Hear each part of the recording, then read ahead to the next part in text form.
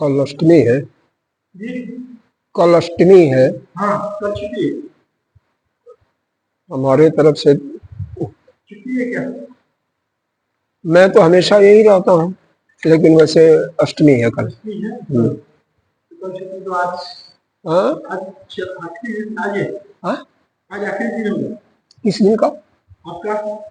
नहीं नहीं नहीं, मैं बिना इसको समाप्त करके 31 तारीख को ही नहीं, जाऊंगा। आपको भी देखो। मैं अभी नहीं जा रहा हूँ, कभी जा रहे 31 को ही जाऊंगा। हैं? 31 को। 31 को जा रहे हैं? हाँ, इसको समाप्त करके ही जाऊंगा। अच्छा, बात होती है। हाँ, पहले नहीं जाऊंगा, अब शुरू कर। आज आज लास्ट नहीं है, आपने 20 तारीख बोला था। हम्म? 20 तारीख बोला था। सब कैंसिल करा दिया। ठीक। मैं आपको इसलिए कह रहा हूँ कि अष्टमी क्यों बता रहा हूँ कि आप बिल्कुल कहीं मत जाओ, घर में पड़े रहो, संसार से अलग होकर के केवल अपने इष्ट देव का जाप करो। आज से अगर संभव हो तो आज से, तो नहीं तो कल। फिर उसने समय के अंदर क्या 24 घंटे आज से करोगे तो 48 घंटे लगभग हो जाएगा। क्या अनुभव होता है बताना। आपकी सोच की शक्ति ना निश्चित रूप से बदलेगी, क्योंकि जब हम संसार में जाते हैं ना, जितना जाते हैं उतना फिर उससे कई गुना आ जाता है, फिर वो गड़बड़ हो जाता है। इसीलिए कहा आप समय हो गया। ये क्या हुआ, चल क्यों नहीं रहा है? 30 तारीख तक है। हाँ हाँ, मैं कहीं नहीं जा रहा।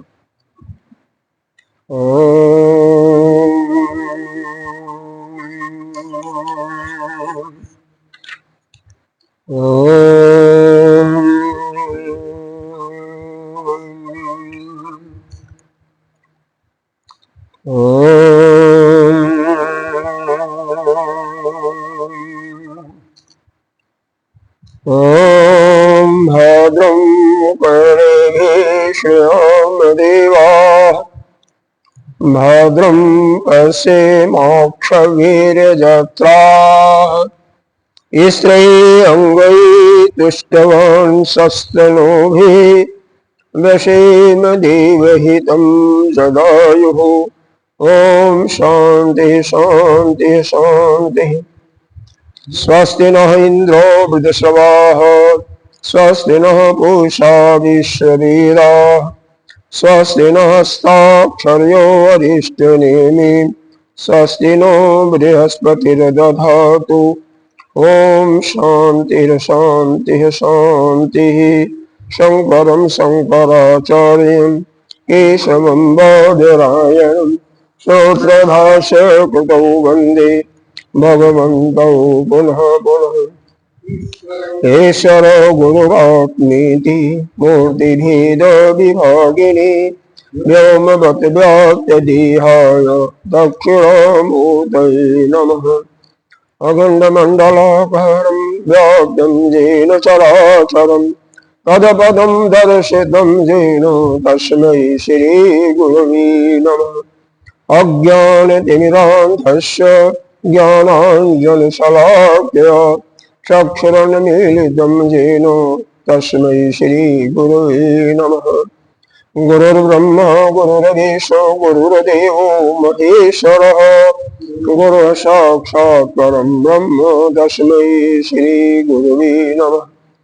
त्वमेव माता च पिता त्वमेव बन्धो च सखा त्वमेव विद्या द्रविणं त्वमेव सर्वं मम देव गजाननं भूतगणाधिसेवितं कपिध्वजम्बो फलचारुभक्षणम् उमासुतं शोकविनाशकारकं नमामि विघ्नेश्वरपादपङ्कजम्। अनंत श्री विभूषित श्री 1008 पंचायती महानिर्वाणी अखाड़ा की वरिष्ठ शोक्ति ब्रह्मनिष्ठ महामंडलेश्वर एवं उत्तर प्रदेश चंद्र समाज के अध्यक्ष श्री सद्गुरुदेव भगवान के चरणों में कोटि कोटि नमन बंदन। निर्वाण पीठाधीश्वर 1008, महानिर्वाण अखाड़ा के अध्यक्ष वरिष्ठ महामंडलेश्वर श्रोति ब्रह्मनिष्ठ बीकानेर राजस्थान के राजगुरु स्वामी जी के चरणों में कोटि कोटि नमन बंदन। यहाँ के अधिष्ठाता देव, संतजन, भक्तजन, मातृशक्ति सभी के अंतःकरण में विराजमान आत्मस्वरूप परमात्मा को नमन करते हैं।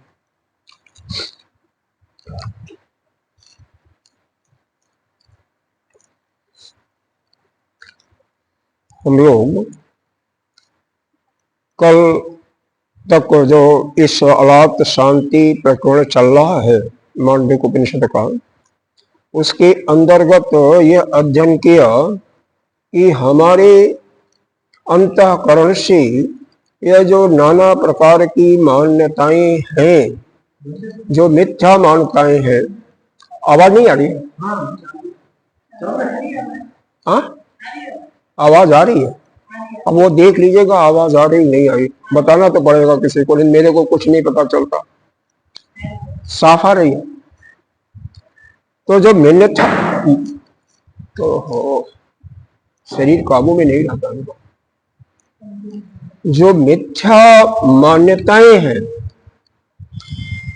जो है नहीं, लेकिन दूसरे द्वैतवादियों के मतों को सुन करके, और चूंकि हमारी दृष्टि संसार की तरफ होती है, भेद दृष्टि है, लोक व्यवहार में और परमार्थ दृष्टि को हम अलग करने में अपने को असमर्थ पाते हैं। इस कारण से यह जो मिथ्या चीजों में सतत बुद्धि हो रही है, इससे हमें यह पूरा सृष्टि क्या है, यह भेद दृष्टि के रूप में यह सत्य सा मालूम पड़ रहा है। लेकिन जिस समय यह सारे हमारे उस आत्मा के ऊपर नाना प्रकार के जो आरोपित आवरण हैं, उनका अपने मन से जब बिल्कुल निकल जाता है, उसको मन से निकाल करके कुचल देते हैं, उस समय हमें शुद्ध चैतन्य सर्वज्ञ अपने आत्म स्वरूप का बोध हो जाता है। हम उसी में स्थित हो जाते हैं, क्योंकि आपका स्वरूप ही नित्य शुद्ध बुद्ध मुक्त आत्मा है। या आप उसमें जाते नहीं हो, आप हो वही, लेकिन भ्रमवश, अविद्यावश आप अपने को शरीर मान बैठे हो, अपने को जीव मान बैठे हो, और जीव मान करके सुखी दुखी हो रहे हो। सुखी दुखी भी हो रहे हो, नाना प्रकार के भोगों में फंस करके, और भेद दृष्टि भी कर रहे हो कि ये मेरा या तेरा। इस प्रकार से जब इन सारे आवरणों का, विक्षेपों का किसके द्वारा यह नष्ट होता है? केवल ज्ञान के द्वारा। और ज्ञान कहाँ से होता है? शास्त्रों का श्रवण, मनन, निध्यासन। भाई दो चीजें साथ साथ होती हैं, एक शास्त्र का श्रवण, मनन, निध्यासन, और साथ साथ ही संसार से अपनी विरक्ति, संसार से वैराग्य।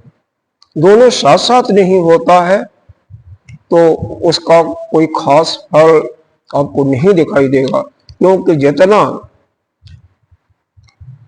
जो आपके अंदर यह बुद्धि आती है कि संसार क्या है?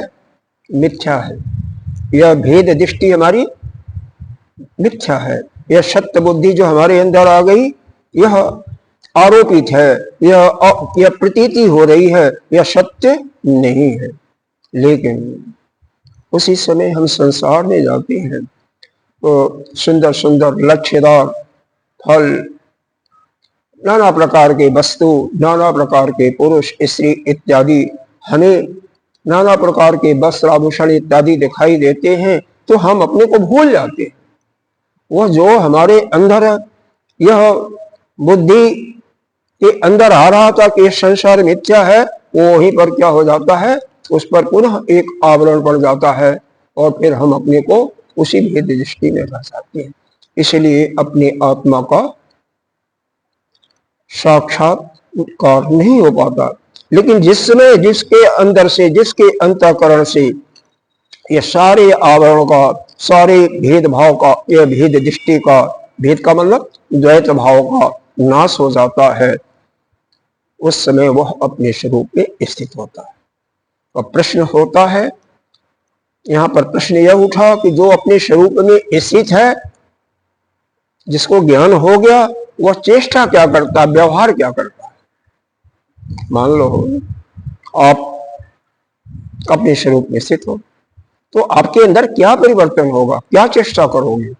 तो उसके लिए यह 50वीं कार्य है, प्राप्य सर्वज्ञतां कृष्णं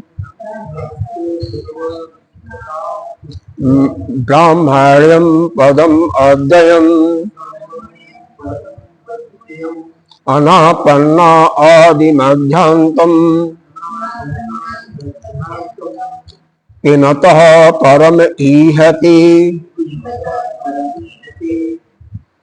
प्राप्य सर्वज्ञतां कृष्णं ब्राह्मण्यं पदम अव्ययम् अनापन्ना आदिमध्यान्तम् पिमतः परम ईहति। देखो अर्थ देखिए, प्राप्य सर्वज्ञताम कृष्णम, यह कृष्णम यहाँ पर विशेषण क्यों दिया गया। सर्वज्ञताम भी तो विशेषण ही है। किसका है विशेषण, उस अपने स्वरूप का। कृष्णम माने पूर्ण होता है, पूर्ण। सर्वज्ञता सब कुछ जानने वाला।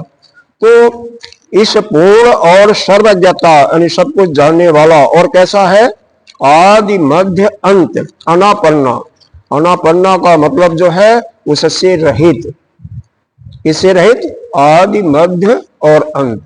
आदि का मतलब जो अनादि है, जिसका जन्म हुआ ही नहीं, और मध्य वही स्थिति, अंत का जिसका प्रलय भी नहीं होता, जिसका नाश भी नहीं होता, यानी जिसका उत्पत्ति, स्थिति और प्रलय रहित है, यानी वह जो आत्मा या जो पूर्ण सर्वज्ञ,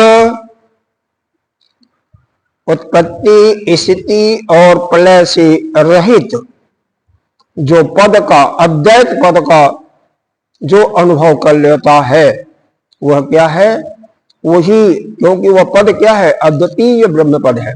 उसको जो प्राप्त कर लिया, कीमतः फिर उसको परम ईहति, इस चेष्टा की करने की जरूरत है, यानी कोई चेष्टा करने की जरूरत नहीं है, कुछ भी करने की जरूरत नहीं है। मान लीजिए आप यहां से घर सवारी से गए, घर पहुंच गए दरवाजे पर, फिर तो सवारी की जरूरत नहीं होगी ना, वहीं पर छोड़ देना पड़ेगा ना। या घर जाकर के अंदर घुसाओगे, नहीं घुसाओगे ना, वहां पर छोड़ देना पड़ेगा। इसी प्रकार से जब आपको ज्ञान हो गया, तो फिर आपको जो पाना था आपने पा लिया, फिर आपको कुछ पाना नहीं है, कोई जरूरत नहीं है, तो कुछ करने की भी जरूरत नहीं होती। जितने भी इस संसार में व्यवहार दृष्टि में, लोक व्यवहार दृष्टि में भी किसी न किसी प्रयोजन बस ही कोई कार्य करता है। जहां पर कोई उद्देश्य नहीं होता है, तो वहां पर कोई कार्य करने की जरूरत नहीं। जहां प्रयोजन होता है वही कार्य होता है। क्योंकि हमारे अंदर नाना प्रकार की इच्छाएं हैं, नाना प्रकार की वासनाएं भरी हुई हैं, इसीलिए हम दिन रात करते रहते हैं। वासना खत्म, कार्य खत्म, सीधा सा है। तो यहाँ पर यही बता रहे हैं कि प्राप्त सर्वगताम कृष्णाम, उस पूर्ण सर्वज्ञ, उत्पत्ति स्थिति प्रलय से रहित उस अद्वैत ब्रह्म पद को प्राप्त करके किस कार्य करने की, यानी किस चीज का उसको प्रयोजन रहेगा, किस चीज की वह चेष्टा करेगा, अर्थात वह साधक किसी चीज की चेष्टा नहीं करेगा। किसको प्राप्त होगा? जो भी इस भेद दृष्टि को अपने अंतःकरण से हटा देगा, यानी जो अंतःकरण में यह वृत्ति बनी हुई है कि यह मैं हूं, यह बीना जी है, यह अमुक है, यह संत है, यह गुरु है, यह शिष्य इत्यादि, यह पुत्र है, सब भेदभाव जिस समय मिट जाएगा उस समय केवल एक ही होगा और वही पूर्ण सर्वज्ञ उत्पत्ति स्थिति प्रलय से रहित परम अद्वैत ब्रह्म होगा और वह आपका स्वरूप है। आप हो ही वही, लेकिन अभी भूल गए हो। कोई बात नहीं, मान जाओ। भूला हुआ व्यक्ति अंत में कहां पर आता है? घर को आता है। कुत्ता भी कहीं चला जाता है, बांधा हुआ है, तो कहां आएगा? अंत में तो वहीं पर आएगा। उसी प्रकार से हम भी भूले हुए पथिक हैं। भूल करके इस संसार के माया में जाल में फंस करके इसमें विचरण कर रहे हैं, लच्छे लच्छेदार फलों को खा करके दुखी भी हो रहे हैं, सुखी भी हो रहे हैं। क्योंकि खट्टा कोई निकल गया तो दुखी होते हैं और मीठा निकल गया तो सुख होता है। यानी अपने मन के अनुकूल अगर कोई फल मिला तो हम सुखी और मन के प्रतिकूल मिला तो दुखी। लेकिन जिस समय इस समस्त भेद दृष्टि को समाप्त करके हम अपने शुद्ध स्वरूप में चले जाते हैं, वो शुद्ध स्वरूप कैसा है? वो उत्पत्ति स्थिति प्रलय से रहित है, पूर्ण रूप से सर्वज्ञ अद्वैत, वह ब्रह्म पद है। जब हम उस अपने परम पद का अनुभव कर लेते हैं, थोड़ा सा भी अनुभव कर लें, उस समय हमें किसी कार्य की जरूरत नहीं होती है, कुछ चेष्टा करने की जरूरत नहीं। लोक संज्ञा के दृष्टि से करते रहते, भगवान ने भी किया है, वो बात अलग है। अब आइए कार्य का अर्थ देखिए। वही शब्दों का यहाँ पर अर्थ दिया है। हाँ? हाँ? कहाँ पर है? हाँ, प्राप्त माने प्राप्त करके, पा करके, सर्वज्ञताम, सर्वज्ञता माने सर्वज्ञ, सब कुछ जानने वाला, कृष्णाम माने पूर्ण, पूर्ण, पूर्ण, पूर्ण, 100% पूर्ण, हाँ पूर्ण, ब्राह्मण्यम ब्रह्म, पदम पद, ब्रह्म पद, अद्वयम अद्वैत ब्रह्म पद को प्राप्त करके, वो शब्द के अर्थ के अनुसार ही बता रहे हैं। और किसी शब्द का अर्थ मालूम है? किसी शब्द का अर्थ में शंका हो रहा तो पूछ सकते हैं। ईहते माने चेष्टा, परम ईहते, तो प्राप्त का अर्थ लगाया प्राप्यताम, मतलब प्राप्त करके। प्राप्त नहीं करना होता है, बल्कि जान करके, अनुभव करके अनुभव होता है। क्योंकि उस अपने स्वरूप को हम प्राप्त नहीं करते हैं। अरे हमें है ही है हमारा स्वरूप, तो हमें प्राप्त कहां से करना है? हम हमारा स्वरूप ही वही है। लेकिन यहाँ पर प्राप्त का अर्थ यह है कि हम उसका जब अनुभव कर लेते हैं। अभी तो हमें अनुभव नहीं है ना। हाँ, भूल गए। और भूलना लेकिन बड़ा मुश्किल होता है। रास्ते का भटका हुआ तो एक से किसी से पूछा, उसने कुछ बताया, दाएं से बाएं, बाएं से दाएं, ऐसे बता दिया, तो फिर दोबारा तिबारा पूछ करके आप घर पहुंच जाओगे या जहां भी जा रहे हो। लेकिन यह भूला हुआ एक बार जो भूल जाता है, पीछे तो कार्यक्रम में आया था, फिर कठोर परिश्रम करने के बाद, पता नहीं यहीं पर आया था या गीता जी में आया था, बहुत ज्यादा परिश्रम करने के बाद इसी में आया था ना, क्योंकि वहां पर भी गीता जी में भी वही प्रकरण चल रहा था, इसलिए विस्मृति हो जाती कि यहाँ या वहां।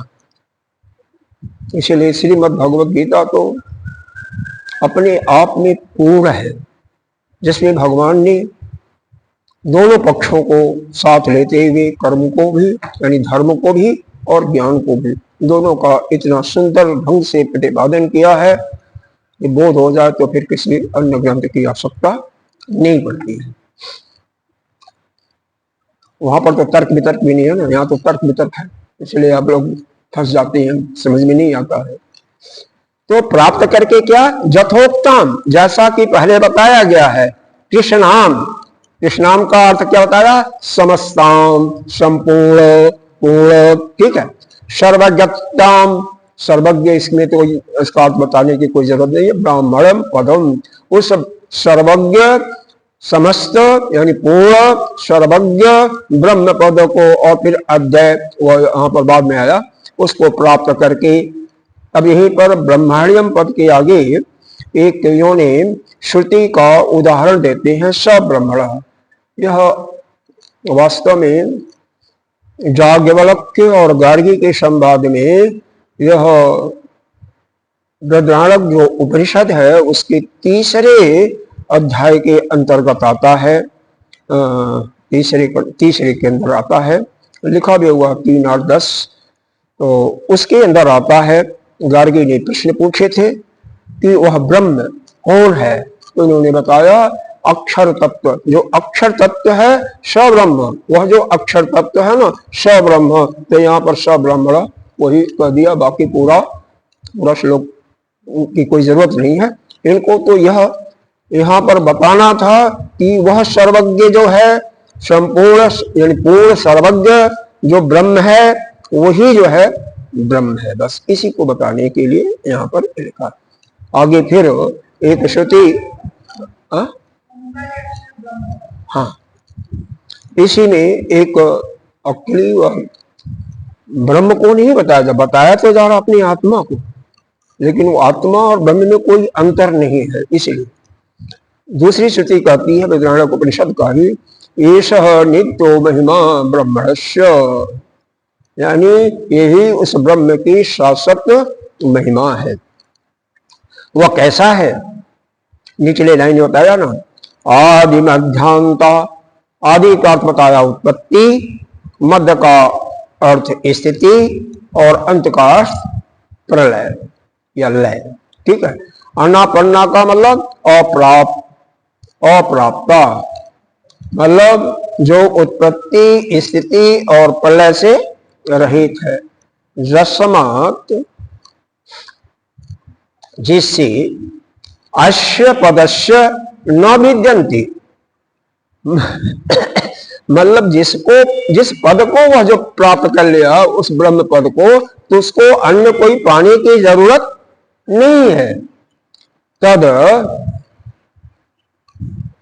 तत् अनापन्ना आदि मध्यांतम ब्राह्मणम पदम, यानी वह जो उत्पत्ति स्थिति प्रलय रहित जो ब्रह्म पद है, उसको प्राप्त करके अन्य किसी चीज के प्राप्त करने की जरूरत नहीं है।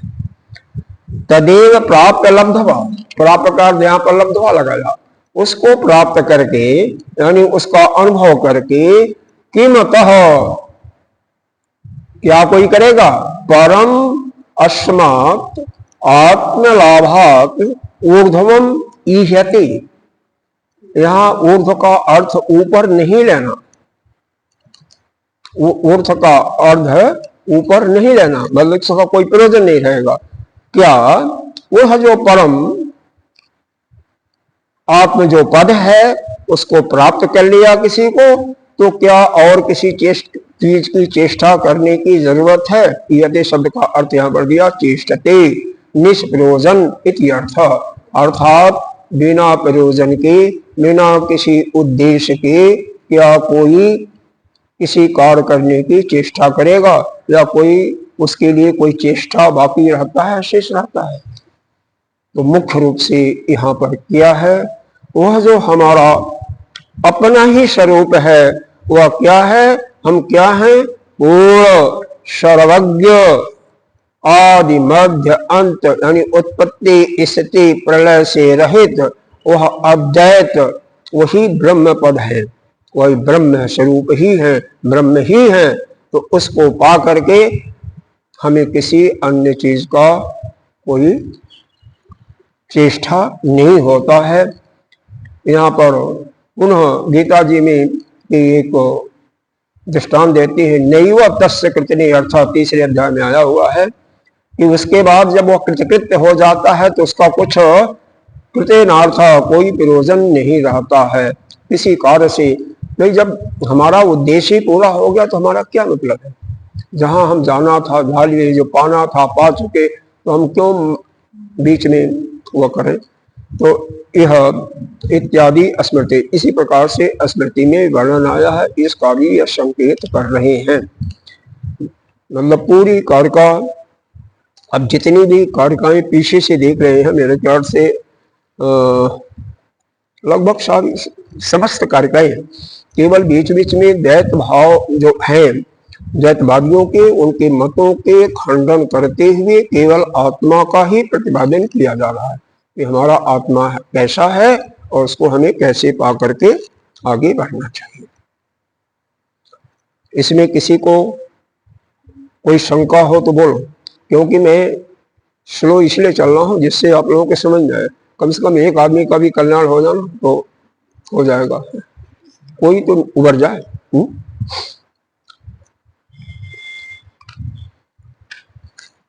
चलो बाद में बढ़ा देंगे, अभी तो इसको पढ़ लेते हैं, अगली कार का भी समाप्त कर देते हैं।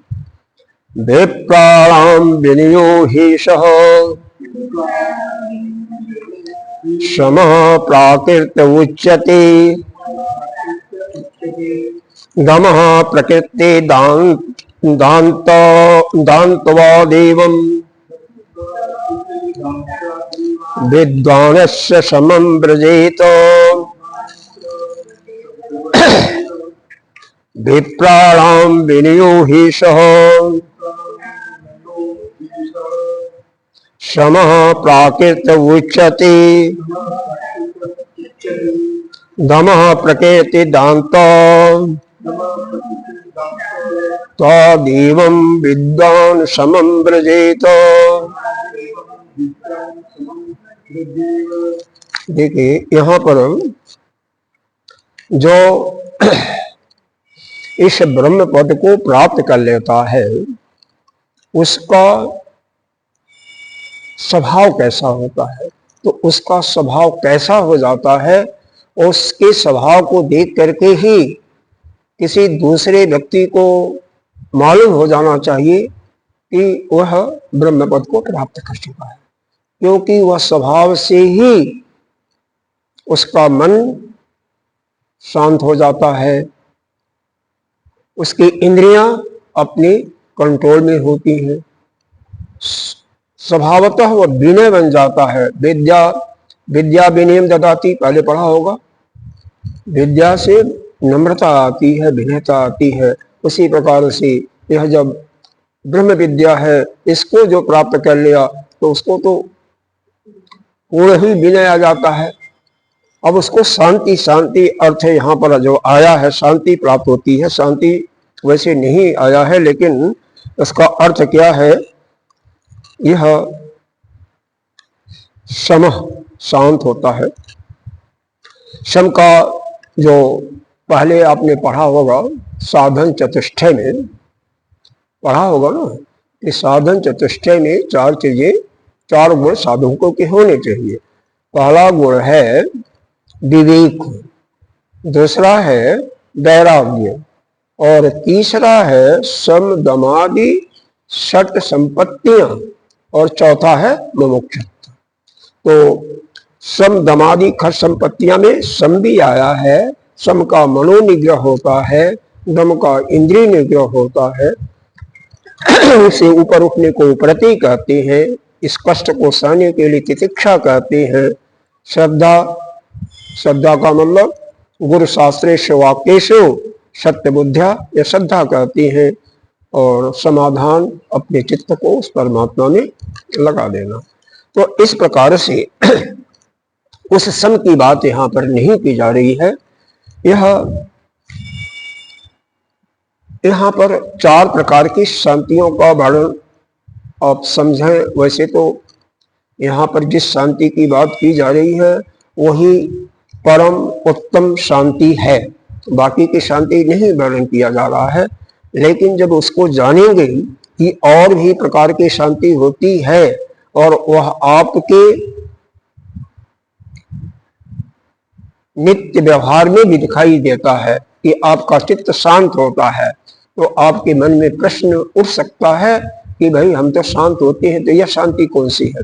जैसे आपके अंतःकरण में कोई विचार उठा किसी चीज को प्राप्त करने का, तो जब तक वह, ये बच्चों के विषय में ज्यादा होती है, बच्चे या युवक होते हैं उनको भी होता है, धीरे धीरे अवस्था खिसकती जाती है तो इच्छाएं अपने आप ही कम हो जाती हैं। खैर कईयों का बढ़ता भी ये भी कोई नहीं है, लेकिन इसको हम अपवाद के रूप में ले सकते हैं। खैर, तो जो उस उथल पथल आपके अंतःकरण में मचा हुआ है, और जैसे ही वह वस्तु प्राप्त हो गई तो आपका चित्त क्या हो जाता है, शांत। यह जो शांति मिलती है इसको हम निम्न कोटि की शांति मानते हैं, अधम शांति है। यानी इस लोक व्यवहार में, इस द्वैत दृष्टि संसार में, व्यवहार में ही किसी भी चीज की, कोई वस्तु है, कोई व्यक्ति है, कोई जमीन जायदाद कुछ भी है, कोई उसमें विघ्न बाधा आ गया तो मन अशांत रहता है। मन में जो शांति रहती है, जैसे वो मिल जाता है तैसे मन हमका शांत हो जाता है। तो यह जो शांति है सबसे निम्न कोटि की शांति है, जिसको विद्वानों ने दिया अधम शांति। ठीक है। दूसरी शांति होती है, जैसे आपने यज्ञदान, बड़े बड़े यज्ञ किया या अन्य धर्म के कार्य किए और आपको स्वर्ग की प्राप्ति होगी, तो स्वर्ग की प्राप्ति होने के बाद जो शांति मिलती है वो तीसरे नंबर की शांति कहलाती है, अधम शांति। यानी उसको भी हम उच्च कोटि की उत्तम शांति नहीं करते। क्यों? उसके बाद आपको वापस आना पड़ता है। क्षीणे पुण्यम मृत्यु लोक में ही आना पड़ता है। यही तो समस्या है ना। और दूसरी शांति, कोई भगवान का उपासना करता है, किसी के भगवान के स्वरूप का, तो उसको जब भगवान में वो तन्मय हो जाता है या आप ध्यान में चले जाते हो, तो उसमें जो शांति प्राप्त होती है उसको हम मध्यम शांति कहते हैं। क्योंकि वह भी अभी आपको अपने स्वरूप का दर्शन नहीं हुआ है, और जिस समय आप अपने स्वरूप में स्थित हो जाते हैं तो वह शांति अनवरत होती है, लगातार। वह शांति में कभी कमी नहीं होती है, इसीलिए उसको कहते हैं उत्तम शांति। नहीं, उत्तम शांति वही है ना जिसका कभी नाश न हो, जो हमेशा बना रहे। कौन चाहता है कि आपके पास कोई भी चीज है, चाहे एक पेन ही है, क्या चाहते हो कि हमारा पेन चला जाए? कोई नहीं चाहता। हाँ, उत्तम शांति कहा गया, उत्तम शांति, पूर्ण शांति तो वास्तव में मरने के बाद ही होता है, लेकिन चलो मान सकते हैं। हाँ वही है। तो यानी कोई भी वस्तु एक छोटी सी छोटी है, यानी ये सुई भी खो जाती है ना, तो यह जीव क्या होता है कि कहाँ गया उसको खोजने में उसका चित्त अशांत हो जाता है। होता कि नहीं होता? अरे आपका नहीं हुआ होगा, मैं बताता चश्मा रख दिया कहीं, नहीं मिला, फिर जब तक नहीं मिलता तो चित्त अशांत तो रहता है, और मिलते ही शांत हो जाता, तो वह निम्न कोटि की शांति है। लेकिन ऐसे ही एक एक दर्जा ऊपर चले जाते हैं। लेकिन जब आप अपने स्वरूप में आ जाएंगे, कैसे आएंगे? बस संसार से अपने को चल विदा करना है। चल विदा करने का मतलब यह नहीं है कि आप संसार से दूसरे संसार में जाना, कुछ नहीं। इसी संसार में रहते हुए इस संसार को इस दृष्टि से देखना है, माया की दृष्टि से देखना है, असत्य दृष्टि से देखना कि यह मिथ्या है, यह हमें दिखाई दे रहा है लेकिन वास्तव में यह सत्य नहीं है। जब आपकी ऐसी दृष्टि हो जाएगी, और ऐसी दृष्टि कब होगी?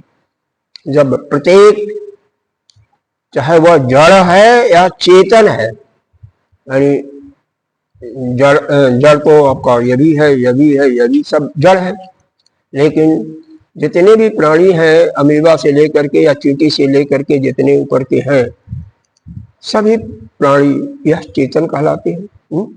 और इनके अंदर जब आपका ऐसा भाव आ जाएगा, सर्वभूतस्थ आत्मानम सर्वभूतानि च आत्मनि इच्छते योग युक्तात्मा, इच्छते योग युक्तात्मा योग दर्शन। या फिर आगे भी बताया गया है, जो पश्चात सर्वतः सर्वतः परमात्मा को ही देखा, सभी ने परमात्मा को देखा, ऐसा भी अगर भाव आ जाए, कैसे भी आ जाए, उस समय समझिए कि आपकी अभेद दृष्टि समाप्त हो जाएगी। भाई सबके अंदर आप अपने स्वरूप को देखें या परमात्मा को देखने लगे तो यह जो भेद दृष्टि है, दैत जगत है, यह समाप्त हो जाएगा, उसी क्षण समाप्त हो जाएगा।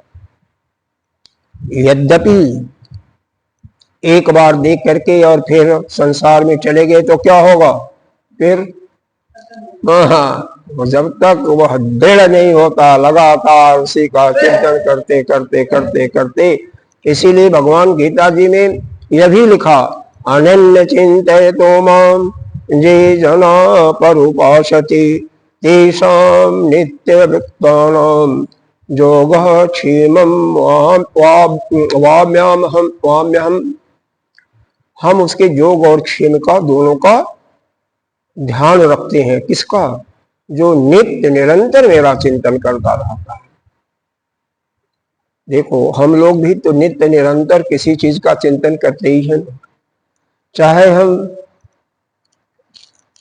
अपने भोजन के लिए चिंता करें कि भोजन कहाँ मिलेगा। कई लोगों को यह भी होती है कि भोजन को, सुबह का भोजन मिल गया तो शाम को मिलेगा नहीं, और कुछ करने योग्य नहीं होते हैं तो उसका भी चिंतन करते हैं। कईयों को झुग्गी झोपड़ी भी नसीब नहीं है तो उनका चिंतन यही होता है कि किस प्रकार से कहीं एक झुग्गी ही बन जाए। और जो आप जैसे लोग हैं, हो सकता कोई बहुत बड़ी हवेली की कामना हो, बहुत बड़ी गाड़ी इत्यादि की कामना हो। तो इस प्रकार से कामनाएं तो सबके अंदर होती हैं, लेकिन जब तक यह कामनाएं रहती हैं तभी तक आप यहाँ रहेंगे, इसी संसार में रहेंगे और आते और जाते रहेंगे। बिना कामनाओं के पूर्ण रूप से वैराग्य होने तक, जब पूर्ण वैराग्य हो जाएगा, किसी आपके अंदर लेश मात्र की भी कोई कामना नहीं होगी, उसी समय आपको इस विद्या का, ब्रह्म विद्या का ज्ञान अंदर अवस्थित होगा, और जब तक रहेगा तब तक नहीं होगा। देखिए यह अर्थ इसका हो गया नहीं, कारका का अभी रह गया था, हो गया था। विप्राणाम विनयो हेषः एषः, विप्राणाम, विप्र कहते हैं ब्राह्मण को, ठीक है, लेकिन यहां पर वह अर्थ नहीं है। देखो कर्म के लिए तो एक ब्राह्मण वो होते हैं कि जो जन्म के अनुसार ब्राह्मण कुल में पैदा हुए, जो जन्म से ब्राह्मण में कुल में पैदा हुआ, ब्राह्मण के घर पैदा हुआ, एक ब्राह्मण वह है। लेकिन यहाँ पर जो ब्रह्माणाम विप्राणाम का अर्थ दिया गया, जो उस ब्रह्म ज्ञान से पूर्ण हो गया, जो ब्रह्म ज्ञान को प्राप्त कर लिया, उसके लिए है। वह जाति से ब्राह्मण है या जाति से वैश्य है, जाति से स्त्री है, वृद्ध है, इसका कोई प्रयोजन नहीं है। ज्ञान सभी के लिए ओपन है। चिन्मयानंद मिशन हमारे दादा गुरु परम गुरु कहिए, बॉम्बे में उनका जो आश्रम है, विदेशों से बहुत से लोग आते थे। हाँ, बहुत से लोग आते थे। किसी का धर्म परिवर्तन उन्होंने कभी नहीं किया। यह नहीं कहा कि तुम हिंदू बनो तो हम ज्ञान देंगे, और सभी जैसे आए थे तो वैसे ज्ञान प्राप्त करके चले जाते थे।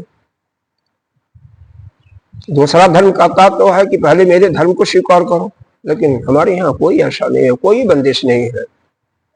तो विप्राणाम सभी के लिए, कोई नहीं जो उस ब्रह्म पद को प्राप्त कर लेता। कौन? जैसा कि पिछले अध्याय में पिछले कारका में बताया गया, जिसके अंदर से क्या हो गया, क्या बताया गया था, जो कि उस उत्पत्ति स्थिति प्रलय रहित उस आत्म स्वरूप को, अद्वैत परम पद को जान लिया।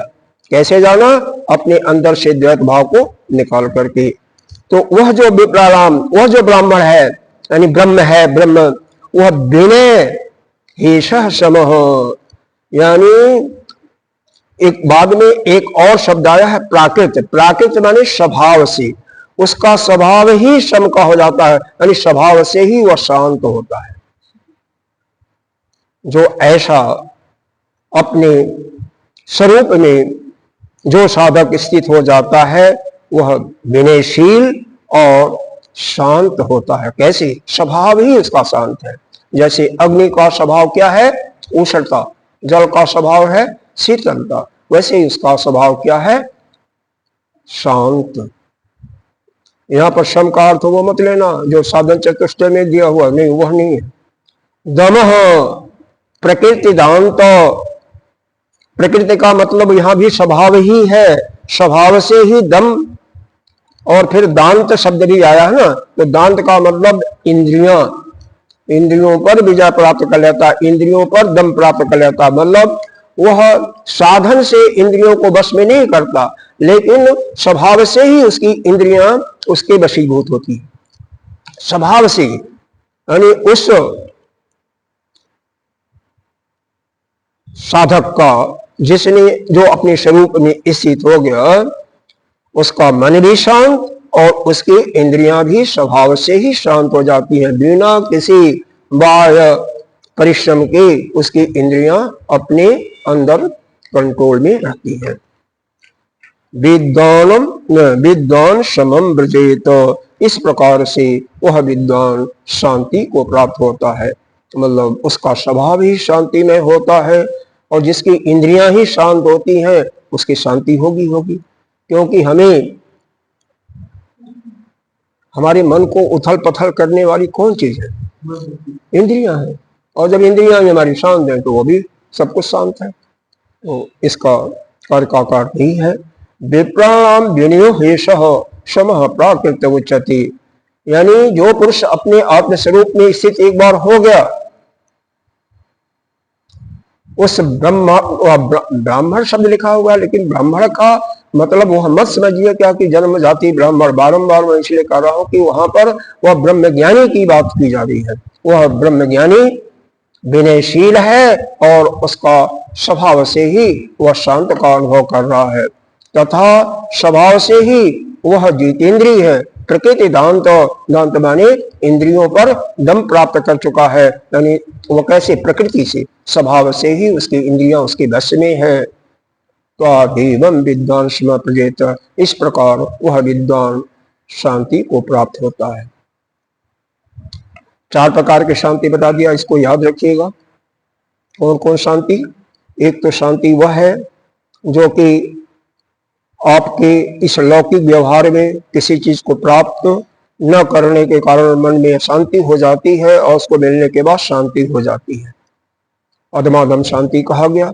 दूसरा, यज्ञ दान तप इत्यादि करने के बाद जो स्वर्ग इत्यादि यानी धर्म करने के बाद स्वर्ग इत्यादि के स्वर्ग की प्राप्ति होती है, वहां पर जो शांति मिलती है उसको तीसरे प्रकार के कोटि का अधम कोटि की शांति कही गई। और जो भगवान के किसी स्वरूप की उपासना करने वाले भक्त हैं और उसमें जब वह रत हो जाते हैं तो उनको जो शांति मिलती है वह मध्यम प्रकार की शांति है। वही शांति ध्यान के समय भी होती है जो ध्यान की गहराई में जाते हैं, लेकिन जो अपने स्वरूप में स्थित हो गया उसको जो शांति प्राप्त होती है वो उत्तम कोटि की शांति है। भाष्य में देखिए, विप्राणाम का अर्थ ही दिया, ब्रह्मणानाम विनयो। तो यह ब्राह्मणों का, यानी जो ब्रह्म को जान लिया और जो ब्रह्म स्वरूप में स्थित है उसका स्वभाव क्या है, विनयशील, विनय, नम्रता। इसका अर्थ दिया विनीतत्वम, स्वाभाविकम जद इत आत्मस्वरूपेण अवस्थानम, स्वाभाविकम स्वाभाविकम तो वहां पर नहीं है, तो यहाँ पर इनको प्रकृति देना चाहिए, लेकिन वह नहीं दिया। तो यहाँ पर यह लिख दिया कि जद आत्म स्वरूपेण अवस्थानम, जो अपने आत्म स्वरूप में स्थित है वह अपने स्वाभाविक स्थिति में होता है। एषः विनय समो अपि एषः एव प्राकृतः स्वाभाविको अपृथकः उच्यते। तो वह जो अपने स्वरूप में स्थित होता है, जद जत एतत् आत्म स्वरूपेण अवस्थान, मतलब जत जो एतद इस आत्म स्वरूप में अपने स्थित होता है, एषः विनयः वह विनयशील होता है, समः अपि और क्या होता है, समः अपि एव प्राकृतः यानी स्वभाव से ही वह शांति को प्राप्त करता है, तक उच्यते। दमो अपि एष एव प्रकृति दांतत्व स्वभावतः एव, और स्वभाव से ही, यहाँ पे प्रकृति का अर्थ क्या है, स्वभाव से वह उसकी इंद्रियां जो हैं वह शांत होती हैं। च उपशांत रूपत्वाद ब्रह्मणः, यानी उस ब्रह्मण का, उस ब्रह्म पद को प्राप्त करने वाला, अपने स्वरूप में स्थित होने वाले ब्राह्मण कह सकते हैं। यहाँ पर ब्राह्मण का अर्थ वही लगाया कि उसके सारे इंद्रियां स्वभाव से ही शांत होती हैं। यानी एक बार जो अपने स्वरूप में स्थित हो गया, उसकी सारी इंद्रियां स्वभाव के रूप में ही, मतलब उसका स्वभाव हो जाता है, सारी इंद्रियां अपने आप किसी कामों में नहीं जाती हैं, किसी विषय में प्रवेश नहीं करती हैं, वह शांत होती हैं। और जब इंद्रियां नहीं करती हैं तो उसका मन भी शांत होता है, मतलब बिल्कुल शांत होता है और नम्र होता है, विनयशील होता है। हम लोगों की इंद्रियां कभी जाती रहती हैं, अब आपकी जाती होंगी नहीं, मेरी इंद्रियां तो जाती हैं। तो जिस समय यह इंद्रियां बिल्कुल शांत हो जाए, कहीं ना जाए, स्वभाव से, जैसे अग्नि को छुओ तो क्या गर्म लगेगा, जल को छुओ ठंडा लगेगा, वैसे ही स्वभाव बन जाए। ऐसा जिसका स्वभाव होगा, क्या कभी पर गुस्सा करेगा, क्या किसी पर क्रोध करेगा? हमने बता दिया कि अनुशासन के लिए, अगर मान लो आपका पुत्र है और उस पुत्र को वो डॉक्टर बनना चाहता है, इंजीनियर बनना चाहता है, और छोटा बालक है, अगर वो स्कूल नहीं जाएगा तो कभी बन पाएगा? नहीं बनेगा ना। तो उसको डांट करके, मार करके भी विद्यालय आप भेजोगे। तो वह जो आपने क्रोध किया उस पर, वह क्षणिक क्रोध हुआ, पानी के बुलबुले जैसे हुआ। किस लिए? उस अपने पुत्र को योग्य बनाने के लिए। इसी प्रकार से गुरु भी अगर किसी को, अपने शिष्य को योग्य बनाने के लिए, अपने शिष्य को उस अपने स्वरूप में स्थिति होने के लिए कभी क्रोध भी करते हैं, तो वह पानी के बुलबुले जैसा यदि क्रोध होता है तो वह क्रोध नहीं माना जाता है। लेकिन उसको अगर चित्त में कोई बैठा लिया तो फिर वह क्रोध है। इसको नहीं समझे? हाँ हाँ, बोलिए बोलिए।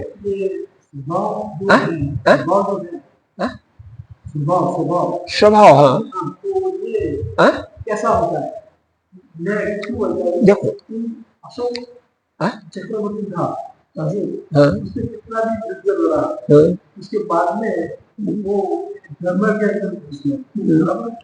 ऐसा कि दूसरा सन्यासी था, वो कितना भी दूरी था, बाद में वो उसके अंदर आएगा। तो ये स्वभाव, रुद्र स्वभाव होने के बाद में भी वो ऐसा हो जाता है? नहीं, ऐसा नहीं, ठीक है।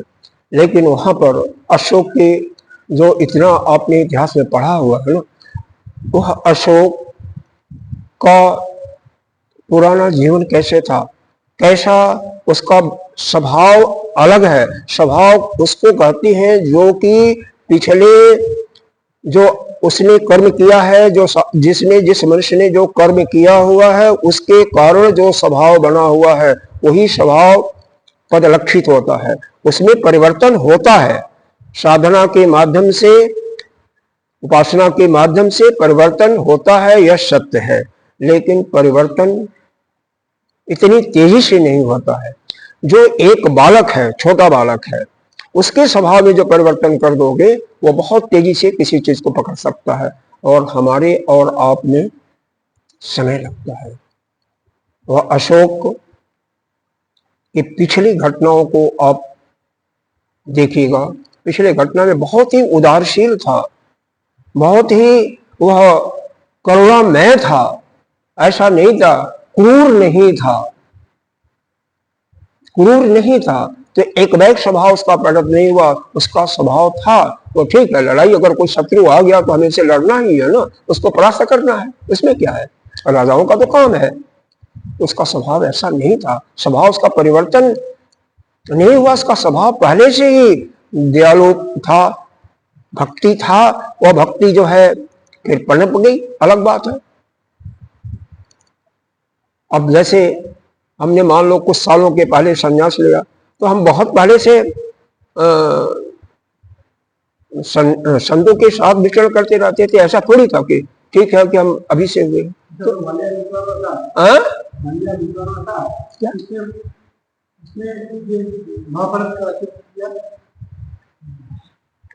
देखो, हाँ, आपको उसके विषय में पूरा जानना पड़ेगा, हम उसके विषय में नहीं। अब क्या कर रहे हैं, हाँ, स्वभाव उसके पिछले जन्म के कर्मों के अनुसार ही स्वभाव बनता है। हाँ, और वह स्वभाव में परिवर्तन इतना जल्दी नहीं होता है। बचपन में तो फिर भी थोड़ा फर्क पड़ता है, बहुत फर्क पड़ता है, लेकिन बाद में नहीं पड़ता है। आगे देखिए, एवं यथोक्तम स्वभाव उपशांत ब्रह्म। एवं इस प्रकार से जो पहले बताया गया स्वभाव उपशांतम ब्रह्म, उस शांत ब्रह्म का, जो ब्रह्म को जानने वाला है विद्वान, उपशांत, वह शांत अवस्था होता है। और शांत उसकी कैसी अवस्था होती है, स्वभाव की होती है, स्वभाव से ही उसका शांत होती है, स्वभाव से। अब एक बात यहां पर आपको बता देना मैं चाहता हूं कि जैसे आप इस ज्ञान को धारण करके अपने स्वरूप में स्थित हो जाओगे, तो वैसे ही जब 2-4 साल के बालक रहे होगे या 10 साल के रहे होगे, तो जो स्वभाव आपका था कि जैसे किसी का आक्रामक स्वभाव होता है, किसी को देखते ही आक्रमण कर देता है ना? तो यहां पर उसका स्वभाव क्या परिवर्तित हो जाएगा, बिल्कुल शांत हो जाएगा। वह एक बैग, क्योंकि ब्रह्मणत्व को प्राप्त कर लेगा ना, तो ब्रह्मणत्व को प्राप्त करने के बाद उसका चित्त बिल्कुल शांत हो जाएगा, उसकी इंद्रियां भी शांत हो जाएंगी, फिर उसमें पूरा परिवर्तन हो जाएगा। या जैसे जैसे आप इस अध्यात्म के रास्ते पर आगे बढ़ते जाओगे, आप स्वयं अपने अंतःकरण में, अपने अंदर परिवर्तन, स्वभाव के परिवर्तन को देखोगे। जैसे जैसे आगे बढ़ते जाओगे, जैसे जैसे उन्नति होती जाएगी, होगा, लेकिन उन्नति होने के बाद ही होगा, एक बैग नहीं होगा। नहीं तो परिवर्तन बहुत धीमी गति से होती है। क्योंकि मैंने तो इस पर रिसर्च किया है, और रिसर्च करके यही पाया है, स्वभाव में परिवर्तन बहुत स्लो होता है, फर्क पड़ता है, लेकिन स्लो गति होती है, एज बढ़ने के साथ में बहुत स्लो होती है।